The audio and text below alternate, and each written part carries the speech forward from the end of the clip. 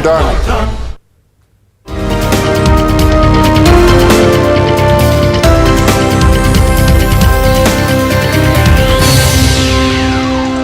नमस्कार, जोहार झारखंड देख रहे हैं आप। आपके साथ मैं हूं शिप्रा झा। झारखंड की तमाम खबरों को विस्तार से जानेंगे, लेकिन सबसे पहले झारखंड 2020।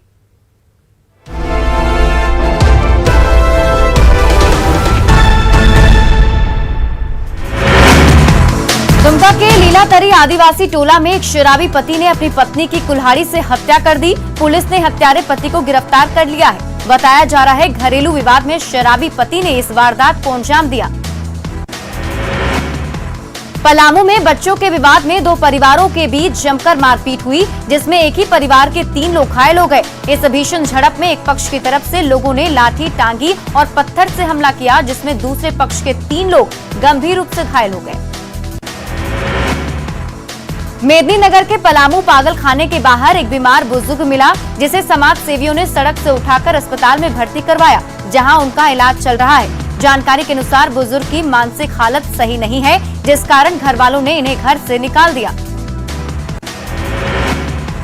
गुमला के चटकपुर गांव में तेज रफ्तार बाइक पेड़ से टकराकर दुर्घटनाग्रस्त हो गई। इस घटना में एक व्यक्ति की मौके पर ही मौत हो गई, जबकि दूसरा व्यक्ति बुरी तरह से घायल हो गया, जिसे इलाज के लिए स्वास्थ्य केंद्र में भर्ती कराया गया है।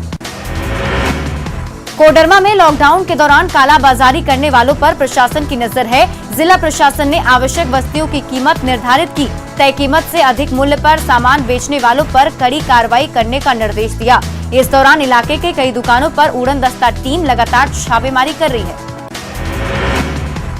बोकारो के उग्रवाद प्रभावित क्षेत्र चतरो चट्टी थाना क्षेत्र में नाबालिग बच्ची से दुष्कर्म का मामला सामने आया। गांव के ही युवक पर आरोप लगा है। शादी समारोह से लौटने के दौरान इस वारदात को अंजाम दिया गया। पुलिस पूरे मामले की तफ्तीश कर रही है।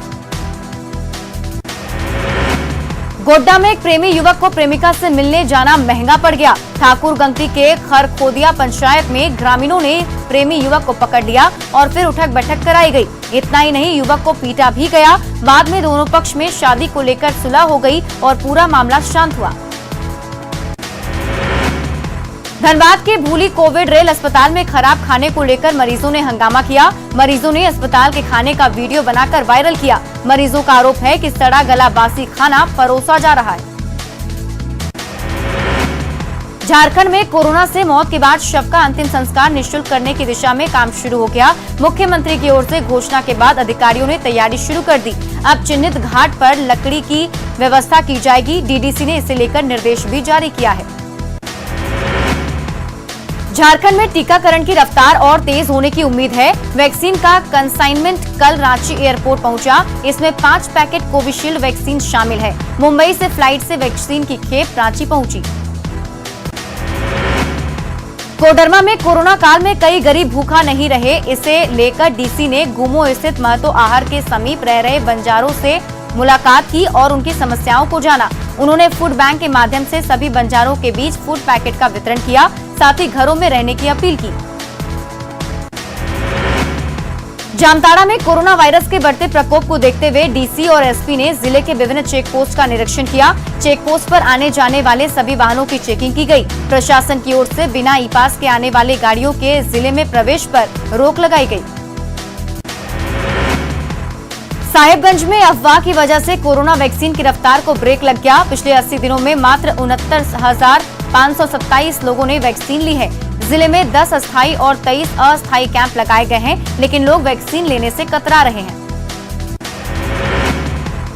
बोकारो में कोरोना संक्रमण की स्थिति को नियंत्रित रखने के लिए उपायुक्त चंदन कियारी के विभिन्न स्थानों का दौरा कर स्थिति का जायजा लिया। इस दौरान बिना मास्क के नियमों का उल्लंघन करने वालों का चालान काटा। साथ ही प्रखंड विकास पदाधिकारी को बॉर्डर पर लाइट की व्यवस्था करने के निर्देश दिए।